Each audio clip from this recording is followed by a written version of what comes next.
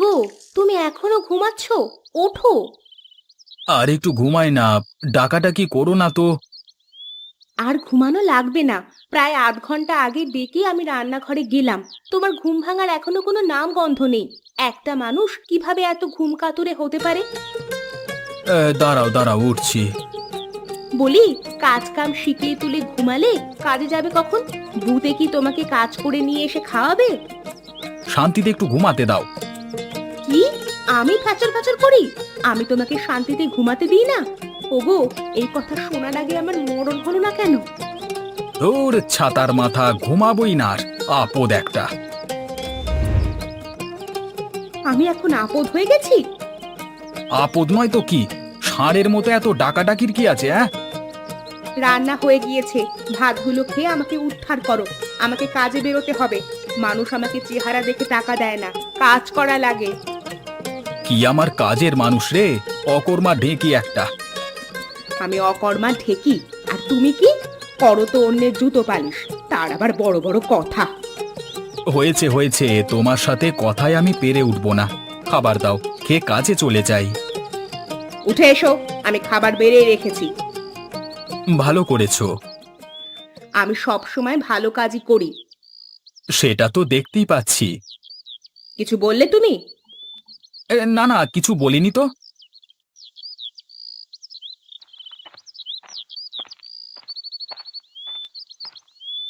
ঘরের তালা আটকে রেখেছো ভালো করে? হ্যাঁ হ্যাঁ, রেখেছি। তুমি কোন দিকে যাবে আজকে? বাড়ি বাড়ি ঘুরলে বেশি জুতো সেলাইয়ের কাজ পাই না, তাই ভাবছি এখন থেকে বাজারের কাছে বসে কাজ করব। সেটাই ভালো হবে। তা তুমি কখন বাড়িতে ফিরবে? জমিদারের বাড়িতে কাজ কখন শেষ হয় তার কি আর ঠিক আছে? দেখি, যদি তাড়াতাড়ি ফিরতে পারি। তোমাকে এত করে বললাম তুমি অন্যের বাড়িতে কাজ করো না, তুমি আমার কোনো কথাই শুনলে না। আমি তো বুঝি যে তোমার একার পক্ষে জুতো সেলাই করে সংসার চালাতে অনেক কষ্ট হয়ে যায়, তাই তো আমি জমিদারের বাড়িতে বুয়ার কাজ নিলাম। তোমার মতো স্ত্রী পেয়ে সত্যি আমি ধন্য। হয়েছে হয়েছে, অত ঢং করতে হবে না, এখন কাজে যাও। ঢং না, সত্যি তোমাকে পেয়ে আমি অনেক খুশি। আমিও খুব খুশি। বেলা হয়ে গিয়েছে, তুমি এখন দ্রুত জমিদার বাড়িতে চলে যাও। দেরি হয়ে গেলে আবার বকাবকি করবে। তুমিও যাও, তাড়াতাড়ি বাড়ি ফিরে এসো। আচ্ছা, চেষ্টা করব।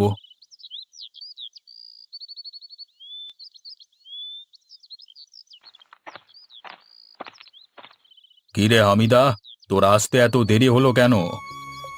ইয়ে মানে, বাড়ি থেকে আসতে আসতেই দেরি হয়ে গেল। ইয়ে মানে কি? কাজ না করলে কি তোকে চেহারা দেখে পয়সা দেব? আর এমন হবে না। এই জন্যই এসব গরিব ফকিন্নিদের দেখতে ইচ্ছে করে না। দেরির দেরি করছে, এখন এসে আবার নানান বাহানা বানাচ্ছে। বাড়িতে রান্না করে স্বামীকে খাওয়াতেই দেরি হয়ে। ও, তোর বাড়িতে রান্না করে ভাত খেয়ে এসেছিস, এখন আমরা কি হাওয়া খেয়ে থাকবো? আমি এক্ষুনি রান্না বসিয়ে দিচ্ছি। গিন্নি, গিন্নি, এদিকে আসো তো।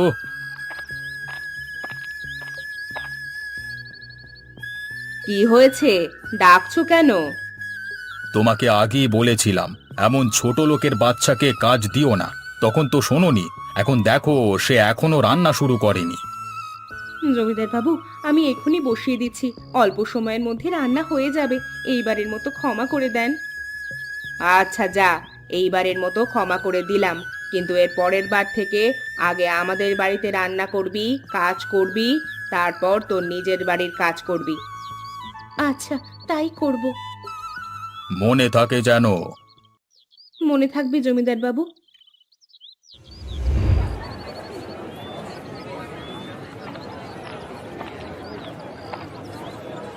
জুতো পালিশ করবেন? জুতো পালিশ পুরনো জুতো পালিশ করে নতুনের মতো বানান। ছেঁড়া জুতো থাকলে নিয়ে আসেন, জুতো পালিশ করেন জুতো।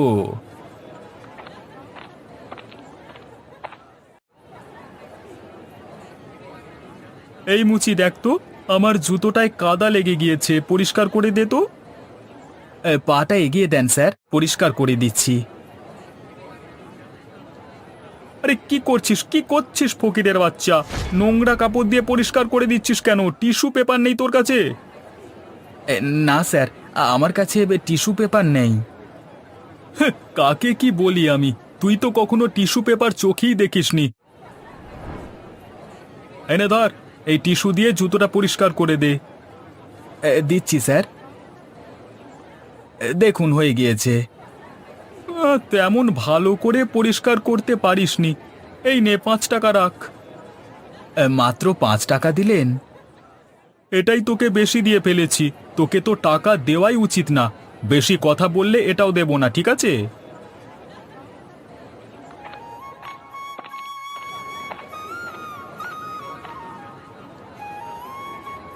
ভাই, ব্যবসা কেমন চলে আপনার? এই তো কোনো রকম চলে যাচ্ছে। কাস্টমার কি আসে জুতো সেলাই করতে? অল্প মানুষই আসে।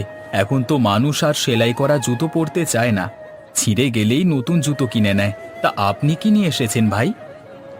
আর বলেন না ভাই, আমার ছোট মেয়েটা খেলতে গিয়ে জুতোটা ছিঁড়ে ফেলেছে।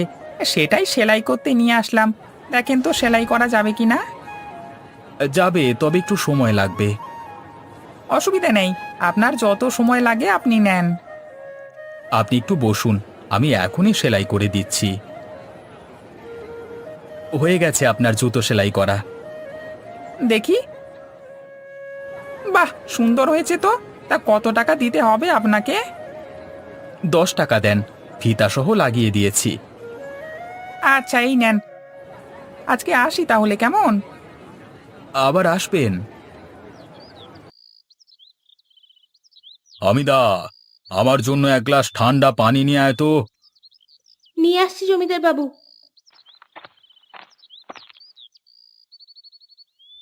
এই নিন আপনার পানি। কি ব্যাপার, পানি নিয়ে আসতে এত দেরি হলো যে? ঘরে কি ঘুমিয়ে পড়েছিলিস নাকি?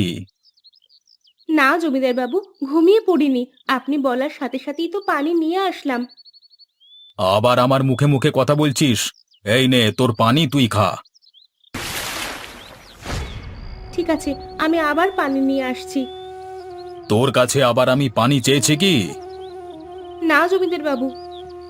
তাহলে পানি কে খাবে? যা, রান্নাঘরে গিয়ে মন দিয়ে কাজ কর।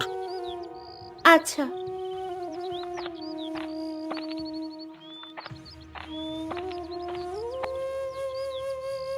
কি রে হামিদা, পাতিলগুলো এখনো পরিষ্কার করিসনি কেন? তুই কি আমাদের নোংরা পাতিলে রান্না করে খাওয়াবি? না, আমি তো জমিদার বাবুকে পানি দিতে গিয়েছিলাম, তাই বাসন মাজতে দেরি হয়ে গিয়েছে। আবার মুখে মুখে কথা বলছিস, তোরে কিছু বলি না দেখে? আমি জলদি করে সব কাজ শেষ করছি। তাই কর, না হলে তোর কপালে আরো দুঃখ আছে।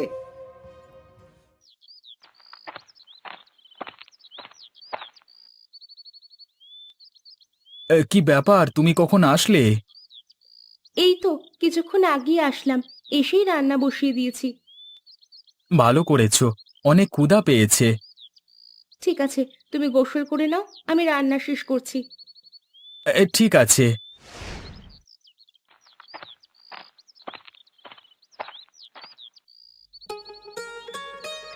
কই, তোমার এখনো রান্না শেষ হয়নি? এই তো হয়ে গেছেই প্রায়। তা তোমার আজকে কত টাকা ইনকাম হলো? জুতো পালিশ করতে পারলে? আর বলো না, এখন আর মানুষ আগের মতো জুতো সেলাই করে পরে না। একটু ছিঁড়ে গেলেই আবার নতুন জুতো কিনে নেয়। এভাবে চললে তো আর সংসার চলবে না। সেটাই তো চিন্তার বিষয়। এখনকার বড় লোকেরা এমন ব্যবহার করে যেন আমরা মানুষই না। কেন, কি হয়েছে? কিছু না, এমনি। আমার রান্না হয়ে গিয়েছে, চলো ঘরে চলো। চলো, বড্ড খিদে পেয়েছে।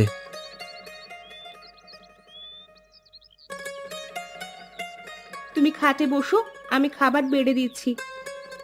আচ্ছা।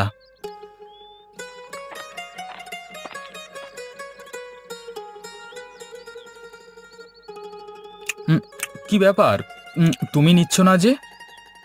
আমি পরে খেয়ে নিব, তুমি খাও। তোমার আজকে কি হয়েছে? এমন করে কথা বলছো কেন? কই, কিছু হয়নি তো। কেমন করে কথা বলছি আমি? দেখি, আমার দিকে তাকাও তো। এ কি, তোমার চোখে পানি কেন? কি হয়েছে তোমার? কিছু হয়নি। তোমার গালে লাল লাল কিসের দাগ এটা? পড়ে গিয়ে ব্যথা পেয়েছি। এটা তো পড়ে যাওয়ার দাগ মনে হচ্ছে না, এটা তো হাতের নখের দাগ মনে হচ্ছে। বউ, তোমাকে কি জমিদারের বাড়ির কেউ থাপ্পড় মেরেছে? হ্যাঁ গো, কেন যে আমরা গরিব হয়ে জন্ম নিয়েছিলাম, পদে পদে শুধু অত্যাচার আর শোষণ সহ্য করতে হয়। তোমাকে আর কাজে যেতে হবে না, দরকার পড়লে না খেয়ে থাকবো, তবু সেখানে তুমি আর কাজ করবে না। তোমার তো তাহলে আরো কষ্ট হয়ে যাবে। কষ্ট হলে হোক, তবু যাবে না। তোমার গায়ে কেউ হাত তুলবে সেটা আমি সইতে পারবো না। আচ্ছা, যাব না, এখন তুমি খেয়ে নাও। তুমিও আসো, একসাথে খেয়ে নি। হাঁ করো। দাও। হ্যাঁ। আ একটা কথা কি জানো? কি? তুমি গরিব হলেও মানুষটা হাজার গুণ ভালো।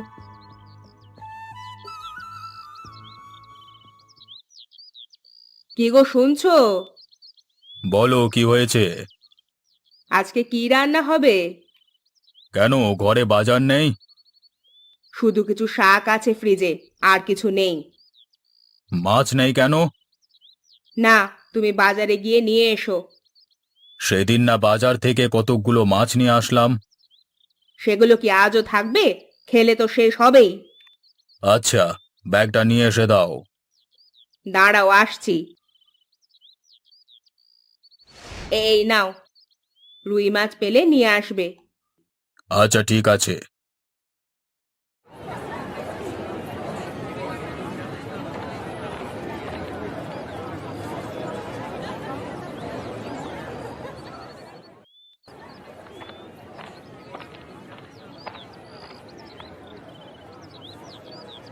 কিরে, রুই মাছ কত করে বিক্রি করছিস? 300 টাকা কেজি জমিদার বাবু। কত কেজি দেবো আপনাকে? তোর কাছে কটা রুই মাছ আছে? 1, 2, 3, হ্যাঁ, মোট 5টা রুই মাছ আছে। এক কাজ কর, সবগুলো ব্যাগের ভেতর ভরে দে। সবগুলো কেন নেবেন? তোর কোনো সমস্যা? না না, আমার আবার কিসের সমস্যা হবে? হ্যাঁ, আমারই তো ভালো হবে আরো। বেশি কথা না বলে মাছগুলো ব্যাগে ভরে দে। জমিদার বাবু, টাকা না দিয়ে চলে যাচ্ছেন যে? কিসের টাকা? আপনি মাছ নিলেন, মাছের দাম দেবেন না? ও, মাছের টাকা? আজকে কাছে টাকা নেই বুঝলি, আর একদিন দেব। কি বলেন জমিদার বাবু? এতগুলো মাছ বাকিতে দেব, তাহলে আমার সংসার চলবে কিভাবে? তুই দেখি মুখে মুখে কথা বলছিস, কানের নিচে বসিয়ে দেব কিন্তু। আপনি আমার টাকাটা দিয়ে যান, না হলে মাছ রেখে যান। কি বললি? আমার কাছ থেকে তুই মাছ কেড়ে নিবি? দাঁড়া, আজকে তোর একদিন কি আমার একদিন। আরে আরে জমিদার বাবু, আপনি মাঝিকে মারছেন কেন? তুই সামান্য এক মুচি হয়ে আমাকে জ্ঞান দিচ্ছিস? আমি কি করব না করব তোকে কি বলে করতে হবে? এই, আপনি মাছ নিয়েছেন, তাকে তার দাম দিয়ে দিলেই তো হয়। জমিদার বাবু, আপনি গরিবের পেটে লাথি মারেন না। বউ বাচ্চা নিয়ে না খেতে পেয়ে মারা যাব। তোরা জাহান নামে যা, ছোট লোকের বাচ্চা, আমাকে যেতে দে। জমিদার বাবু, আপনি এটা খুবই অন্যায় করলেন, এর ফল আপনাকে ভোগ করতে হবে।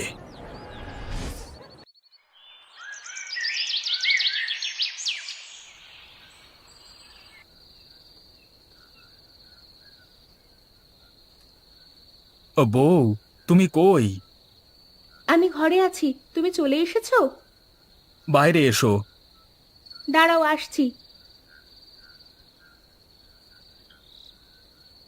বাজারের ব্যাগটা ধরো।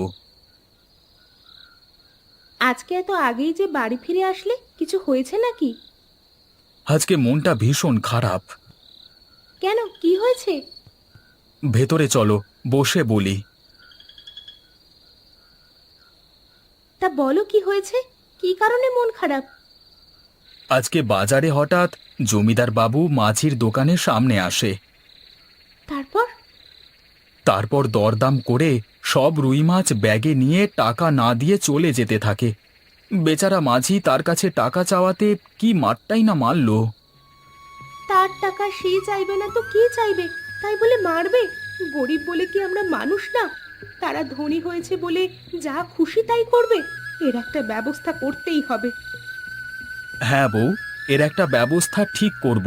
কালকে বাজারের সবাই মিলে আলোচনা করব।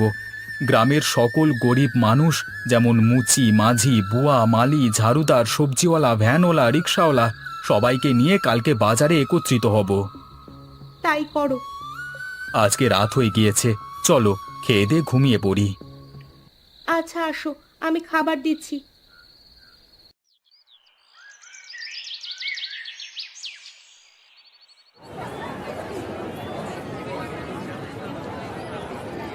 আমরা গরিব বলে পদে পদে গ্রামের মানুষ নামের কিছু পশু দ্বারা অত্যাচারিত হচ্ছি। তারা আমাদের মানুষ বলে মনে করে না। আমরা এর একটা সমাধান চাই, যাতে আমরা স্বাধীনভাবে রোজগার করে দুবেলা খেতে পারি। কেউ ক্ষমতা দেখিয়ে সব লুট করে নিয়ে যাবে, এটা আমরা মেনে নেব না। আমরা এসব অন্যায়ের বিরুদ্ধে প্রতিবাদ করব। আপনারা কি বলেন? হ্যাঁ হ্যাঁ, আমরা আপনাদের সাথে আছি। এই অন্যায়ের সঠিক বিচার নিশ্চিত করতে হবে। আমরা আর কোনো জমিদারের মতো মানুষ কিংবা ধনী যারা টাকার অহংকার করে তাদের কোনো কাজ করব না, কোনো কাজ করব না আজ থেকে। আমরা তাদের কাছে মাছও বিক্রি করব না, দোকানপাট তাদের জন্য বন্ধ, যাতে তারা নিজের কাজ নিজে করে বুঝতে পারে খেটে খেতে কত কষ্ট। আমরা বাঁচতে চাই, কারোর দ্বারা অপমানিত লাঞ্ছিত হতে চাই না। হ্যাঁ হ্যাঁ, আমরা সবাই এটা চাই। গিন্নি, এক গ্লাস পানি নিয়ে এসো তো। আমি পারবো না। হামিদা কোথায়? তাকে দিয়ে পাঠাও। সে কয়েকদিন ধরে কাজে আসে না, সে আর আমাদের এখানে কাজ করবে না। তুমি নিয়ে এসে দাও তাহলে। আমি পারবো না।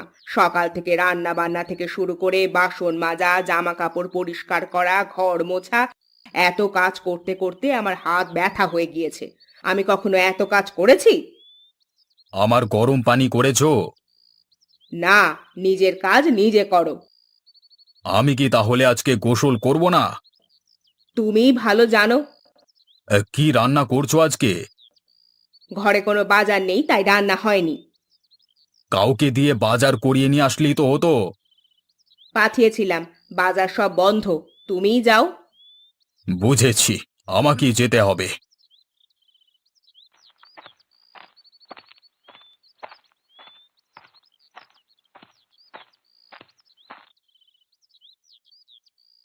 কি ব্যাপার, তোমরা বাজার খুলবে না? আমরা আপনাদের কোনো কাজ করব না, আপনাদের অন্যায় মেনে নেব না আর। আমি আমার ভুল বুঝতে পেরেছি, আমাকে তোমরা সবাই ক্ষমা করে দাও। তোমাদের সব পাওনা টাকাও আমি পরিশোধ করে দেব। কিভাবে বিশ্বাস করব আপনাকে? আজকে কয়েকদিন ধরে ঘরে খাবার নেই, না খেয়ে আছি। আমি বুঝতে পেরেছি গরিবদের না খেয়ে থাকবার কষ্ট। আচ্ছা, আপনার কথা আমরা বিশ্বাস করলাম। কি বলেন আপনারা সবাই? তাকে ক্ষমা করা উচিত। তাকে ক্ষমা করে দেন, সে তার ভুল বুঝতে পেরেছে।